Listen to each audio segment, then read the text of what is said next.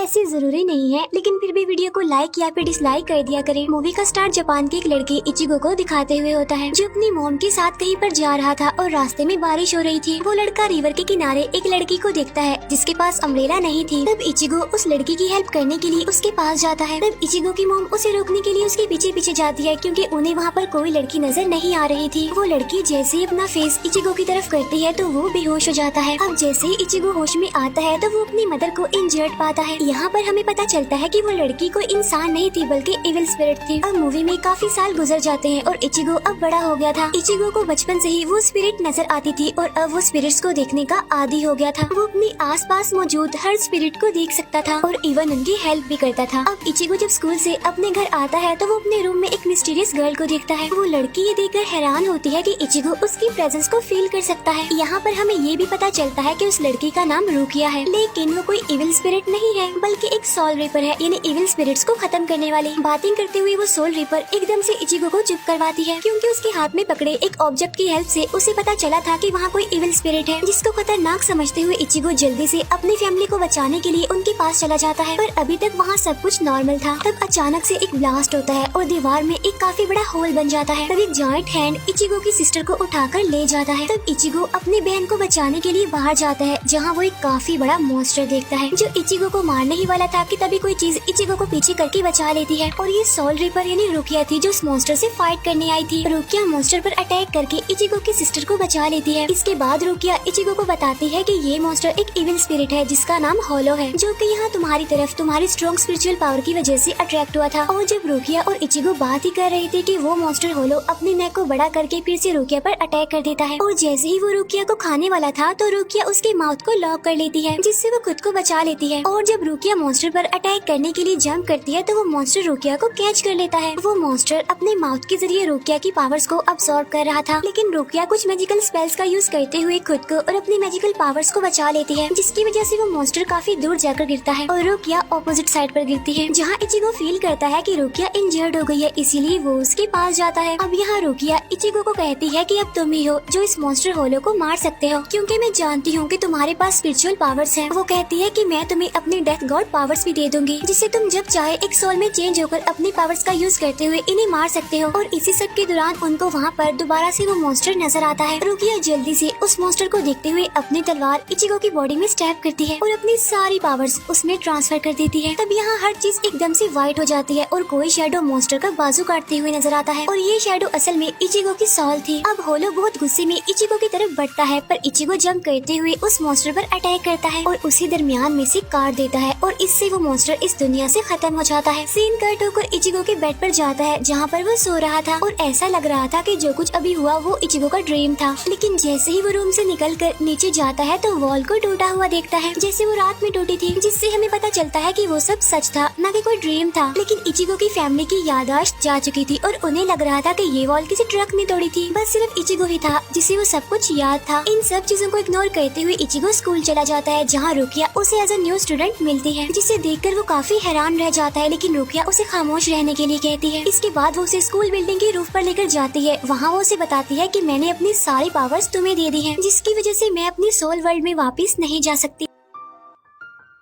और अब वो इचिगो से अपनी पावर्स वापस लेने आई थी। वो कहती है कि वो तलवार को दोबारा से अपनी बॉडी में स्टैब करे, जिससे उसकी पावर्स दोबारा से उसके पास आ जाएंगी। पर इचिगो ये बात नहीं मानता। तब रुकिया जल्दी से उसको नीचे गिराते हुए उसके अंदर अपने सोर्ड को स्टैब करने की कोशिश करती है, बट वो ऐसा नहीं कर पाती, जिससे रुकिया को पता चलता है कि इचिगो के अंदर उससे ज्यादा पावर्स है, यानी अब इचिगो की अपनी और रुकिया की पावर्स मिलकर वो बहुत ज्यादा पावरफुल हो गया है। तब रुकिया को लगता है कि इचिगो कुछ ट्रेनिंग के बाद बहुत अच्छे से इविल सोल का मुकाबला कर सकता है, लेकिन इचिगो को ये आइडिया पसंद नहीं आता, क्योंकि वो एक नॉर्मल लाइफ गुजारना चाहता था। इस सब के बाद जब इचिगो अपने घर आता है तो वो अपने कबर्ड में रुकिया को देखता है। वो उसे कहता है कि तुम क्या कर रही हो यहाँ, चले क्यों नहीं जाती यहाँ से, जिस पर वो कहती है कि मैं यहाँ से कहीं नहीं जा सकती, क्योंकि मेरी पावर्स तो तुम्हारे पास है। अभी ये लोग बातें कर ही रही होती है कि तभी अचानक से इचिगो के फादर वहाँ पर आ जाते हैं, क्योंकि उन्हें लग रहा था कि वहाँ पर कोई लड़की है जिसे इचिगो ने कहीं पर छुपा दिया है, और वो कबर्ड के अंदर भी देखते हैं, लेकिन उन्हें रुकिया नजर नहीं आती, क्योंकि वो तो सोल रीपर थी। तब इचिगो के फादर उसे वार्न करते हुए वहाँ से चले जाते हैं। नेक्स्ट डे रुकिया जल्दी से उसे जगा देती है और उसे ट्रेनिंग के लिए लेकर जाती है, लेकिन इचिगो तो इन सब में इंटरेस्टेड नहीं था, इसीलिए वो सही से परफॉर्म नहीं कर पा रहा था। अब रुकिया उसे एक लकड़ी की तलवार देती है और उसे आर्ट ऑफ कैंडो सिखाती है, लेकिन अब क्योंकि उसके पास इतनी अच्छी मूव्स नहीं थी, इसीलिए वो रुकिया की तलवार से इंजर्ड होकर पागलों की तरह अपनी तलवार से रुकिया पर अटैक करने की कोशिश करता है। दूसरी तरफ हम एक सोल रिपर रेंजी को देखते हैं, जो सोल वर्ल्ड में अपने चीफ को बता रहा होता है कि रुकिया अपनी सारी पावर्स खो चुकी है, जिसकी वजह से हमारा रुकिया पर कंट्रोल खत्म हो गया है। और अब सोल रिपर का चीफ उसे ऑर्डर करता है कि तुम रुकिया के पास जाओ और उसको उसकी पावर्स के साथ वापस लेकर आओ, चाहे इस काम के लिए तुम्हें उस आदमी को ही क्यों ना मानना पड़े जिसके पास रुकिया की पावर्स हैं। यानी ये लोग इचिगो की बात कर रहे थे। नेक्स्ट सीन में हम देखते हैं कि इचिगो अपने स्कूल से घर जा रहा है और तब उसे ऐसा फील होता है जैसे कोई उसका पीछा कर रहा है, तब वो जोर से कहता है कि जो कोई भी है मेरे सामने आए। तब इस बात से रेंजी काफी हैरान होता है कि वो एक इंसान है, उसने मेरी प्रेजेंस को फील कैसे कर लिया। फिर वो सोल रिपर रेंजी उसके सामने आकर उसे पूछता है कि रुकिया कहाँ है, लेकिन वो झूठ बोल देता है और कहता है कि मैं नहीं जानता, क्योंकि उसे लग रहा था कि वो खतरे में है। अब इस बात को सुनकर रेंजी को गुस्सा आ जाता है और वो इचिगो पर अपनी स्वॉर्ड से अटैक करता है, जिससे इचिगो बच जाता है, क्योंकि किसी मैजिकल ऑब्जेक्ट ने स्वॉर्ड की डायरेक्शन चेंज कर दी थी और रेंजी उस ऑब्जेक्ट से छुपने के लिए बच गया था। तब मौके का फायदा उठाकर इचिगो वहाँ से भाग जाता है। तब वो अपने घर जाकर ये बात जल्दी से रुकिया को बताता है कि मुझे कुछ लोग मिले थे जो कि तुम्हारे बारे में ही पूछ रहे थे, जिस पर वो कहती है कि वो लोग मुझे लेने और तुम्हें मारने आए थे, लेकिन हाँ पहले मैं तुम्हें ट्रेनिंग दूंगी और बाद में अपना मिशन पूरा करके ही जाऊंगी। नेक्स्ट डे स्कूल में इचिगो को एक ऐसा आदमी मिलता है जो उसकी सारी पावर्स के बारे में जानता था। उस आदमी का नाम अशीदा था। इचिगो ये सुनकर हैरान हो गया था कि उसे ये सब बातें कैसे पता है, जिस पर वो आदमी कहता है कि मेरे पास भी ऐसे ही पावर्स हैं। वो लड़का इचिगो को बताता है कि मैं एक ऐसे ट्राइब से हूँ जिसे सोल रिपर ने खत्म कर दिया है। अशीदा अब अपनी मैजिकल पावर इचिगो को दिखाने के लिए यूज करता है। वो अपने मैजिक से वो एंड एरो यानी तीर कमान बनाता है। तब उसके मैजिकल एरो को देखते हुए हमें ये बात पता चलती है कि इचिगो को सोल रिपर रेंजी से बचाने वाला कोई और नहीं बल्कि अशीदा ही था। यहाँ अशीदा उसे रिक्वेस्ट करता है कि प्लीज तुम उन सोल रिपर से बदला लेने के लिए मेरी हेल्प करो, और डराने के बावजूद भी इचिगो उसकी बात नहीं मानता और अब वो इचिगो को गुस्सा दिलाने के लिए एक स्टोन तोड़कर शहर में गिराता है, जिससे वहाँ होलो यानी इविल स्पिरिट आने वाली थी। और रुकिया को जैसे ही इविल स्पिरिट की प्रेजेंस के बारे में पता चलता है तो वो अपने फ्रेंड को बचाने के लिए उसकी हेल्प करने के लिए आती है और जल्दी से उसे पंच करते हुए ह्यूमन से सोल रिपर में बदल देती है। वो लोग जल्दी से रोड पर आते हैं जहाँ पर एक मॉन्स्टर एक बच्चे को मार रहा था। वो मॉन्स्टर दिखने में एक स्पाइडर जैसा था जिसकी बहुत सारी लेग्स थी।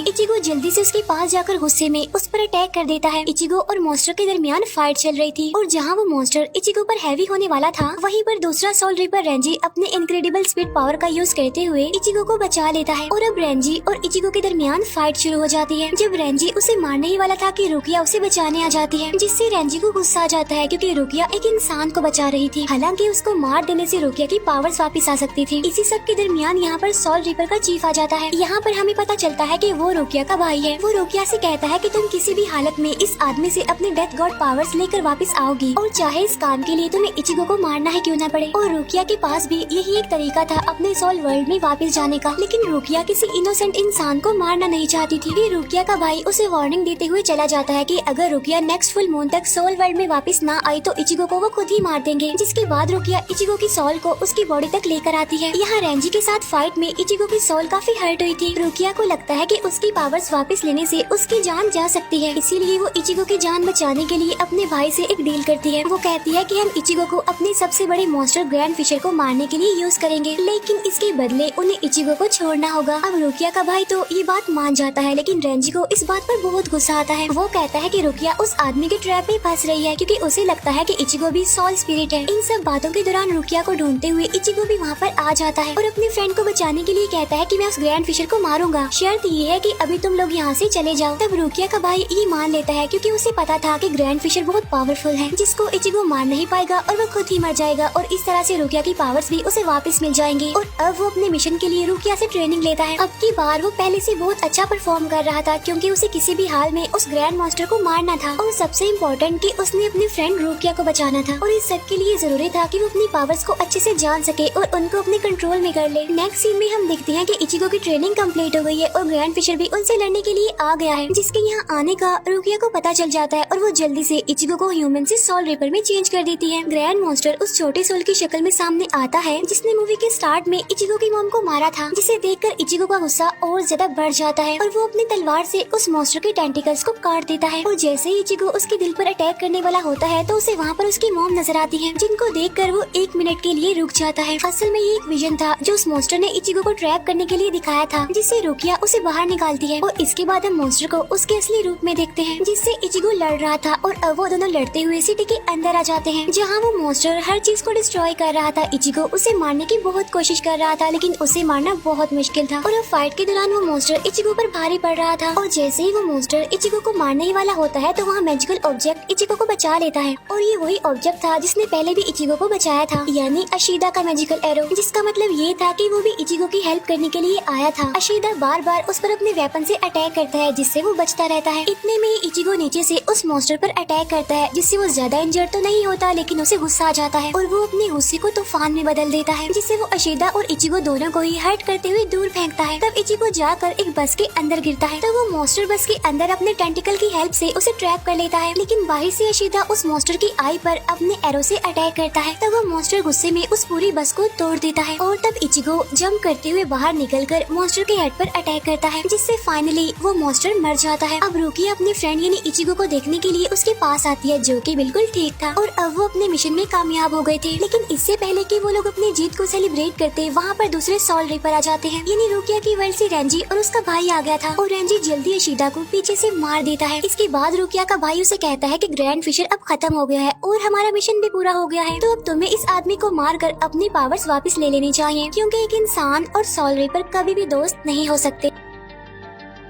अब रेंजी और इचिगो के दरमियान फाइट शुरू हो जाती है। वो काफी देर से लड़ रहे थे और इचिगो अभी तक सिर्फ अपने डिफेंस के लिए ही लड़ रहा था, क्योंकि रेंजी उन सबसे ज्यादा पावरफुल था। अब अचानक उसकी मूव को समझते हुए इचिगो उसे किक करता है, जिससे उसे काफी गुस्सा आता है और वो अपनी पावर से अपने वेपन को काफी बड़ा कर लेता है और उससे इचिगो को पकड़ते हुए काफी दूर फेंकता है और साथ साथ एक कार से भी उस पर अटैक करता है, जिससे वहाँ पर एक काफी बड़ा ब्लास्ट होता है और हर चीज जल जाती है। अब जैसे ही रेंजी रुकिया को पकड़ने के लिए आगे बढ़ता है तो सरप्राइजिंगली इचिगो अपने फ्रेंड को बचाने के लिए दोबारा आता है, जिसको देखकर सभी काफी हैरान हो जाते हैं और अब उन सोल रिपर्स को भी पता चल चुका था कि इस आदमी को मारना इतना आसान नहीं है। आखिर इचिगो रेंजी की तलवार तोड़ देता है, जिससे उसकी पावर्स कम हो जाती हैं। अब यहाँ रेंजी को हारता हुआ देखकर चीफ खुद लड़ने के लिए आता है, जिसके सामने इचिगो कुछ भी नहीं था। वो अपनी सिर्फ एक फिंगर से ही इचिगो की तलवार को रोक देता है और उसे बहुत मारता है। फिर आखिर में वो आदमी इचिगो की स्वॉर्ड को तोड़ते हुए बहुत तेजी से उसे काटते हुए चला जाता है, लेकिन इस बार दोबारा रुकिया को बचाने के लिए वो उठता है, जिससे रुकिया के भाई को गुस्सा आ जाता है। तो वो उसे जान से मारने के लिए आगे बढ़ता है, पर रुकिया आगे बढ़कर उसे किक करती है, जिससे वो कार पर जाकर गिरता है। वो उसे उठने से रोकती है और अपने भाई के सामने उसे बुरा भला कहती है। रुकिया अपने भाई से वादा करती है कि वो अपने पावर्स के साथ अपनी दुनिया में वापस जरूर आएगी, जिसके बाद वो अपनी स्वॉर्ड को इचिगो की बॉडी में स्टैब करती है और अपनी सारी पावर्स उससे वापस ले लेती है। यहाँ हर चीज पहले की तरह व्हाइट हो जाती है और सीन कट होकर फिर से इचिगो के बेड पर आता है, जहाँ वो अभी भी जिंदा था, क्योंकि रुकिया ने अपने डेथ गॉड पावर से उसे मरने नहीं दिया। अब इचिगो की नॉर्मल लाइफ स्टार्ट हो गई थी और वो नॉर्मली अपने स्कूल जाता है, जहाँ उसके सारे फ्रेंड्स पहले जैसे ही थे, पर रुकिया वहाँ पर नहीं थी और ना ही वो किसी को याद थी, लेकिन इचिगो उसे बहुत मिस कर रहा था। और फिर वो अपनी बुक में रुकिया के लिखे हुए वर्ड पर स्माइल करता है और उसकी स्माइल के साथ ही ये मूवी यहीं पर एंड हो जाती है। Thank you for watching.